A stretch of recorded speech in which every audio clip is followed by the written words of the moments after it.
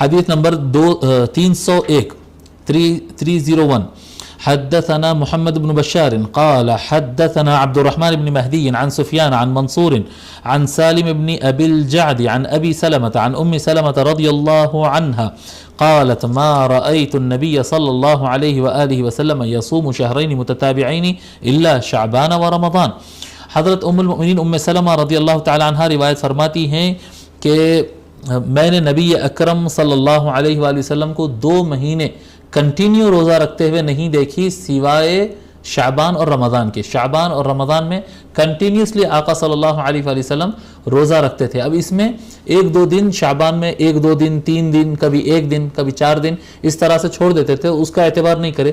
Almost کیونکہ شعبان almost روزہ رکھتے تھے اس لیے اس کو کنٹینیو بیان کر دیا کہ مکمل شعبان بھی رکھ لیا اور مکمل رمضان بھی رکھ لیا, اس طرح سے انہوں نے بیان کر لیا. لیکن آقا صلی اللہ علیہ وآلہ وسلم اور روایات سے ملے گا کہ شعبان میں کچھ روزے تو ضرور چھوڑتے تھے تاکہ رمضان میں اور شعبان میں فرق رہے. اور اسپیشلی جو 29th ڈے رہتا نا, 29th کسی بھی مہینے میں 29th ڈے تو کمپلسری آتا نا, 30th تو کبھی آتا ہے کبھی نہیں آتا, 30واں دن کبھی آئے گا کبھی نہیں آئے گا, لیکن 29th تو ہر مہینے میں آتا. تو 29th کو تو حضور صلی اللہ علیہ وآلہ وسلم بالکل روزہ نہیں رکھتے تھے تاکہ شعبان اور رمضان کا گیپ معلوم ہو, 2 الگ الگ مہینے الگ الگ سمجھ میں آئے.